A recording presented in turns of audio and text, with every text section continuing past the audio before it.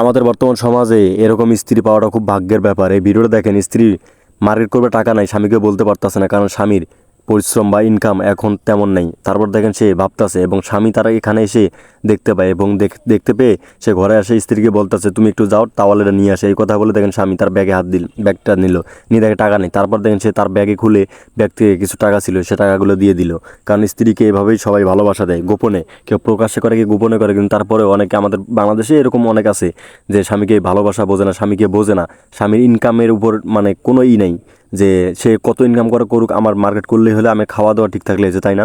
তারপরে দেখেন তার সে স্ত্রীর টাওয়ালে নিয়ে আসে এবং টাওয়ালে করে সে ফ্রেশ ট্রেশ হয়ে গোসল করে রেডি হয়ে অফিসে যাবে এবং এই স্বামী স্ত্রীও তার পাশে পিছে পিছে আসতেছে এবং আসার পর দেখেন দুজনকে চুমা দেয় এবং স্ত্রীর পেটেও একটা চুমা দেয়, কারণ স্ত্রী প্রেগনেন্ট। তারপর দেখেন সে একটু মানে হাতাহাতি করে চলে যায়, ঠিক আছে তোমার থাকো, আমি অফিস যাই, পরে এসে কথা হবে, দেখা হবে। তারপর দেখেন সে এখানে তো চলে যায়, তার স্বামী চলে যায় এবং তার স্ত্রী ঘরে আসে এবং আসার পর দেখেন যে পেটটা হাতে হাতে আসে। আসার পর সে এখানে বসে এবং বসার পর দেখেন যে তখনই ব্যাগটা হাতে নেয়।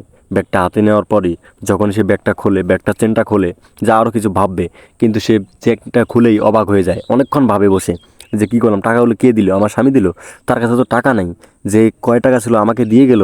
আমি এটাই বলতে চাচ্ছি যে আমাদের সমাজে এরকম অনেক মেয়েই আছে যে চাপ দিয়ে কিছু নেই। আর ভাই, সব সময় প্রত্যেকটা স্বামী তার স্ত্রীকে সুন্দর রাখতে চায়, তার স্ত্রীর স্বপ্ন পূরণ করতে চায়, তার স্ত্রীর মনের আশা পূরণ করতে চায়, তাই না? কিন্তু হয়তো আমাদের স্বার্থ অনুযায়ী আমরা পারি না, কিন্তু আমরা সর্বদা চেষ্টা করি স্ত্রীকে সুখে রাখার জন্য। ভিডিওটা ভালো লাগলে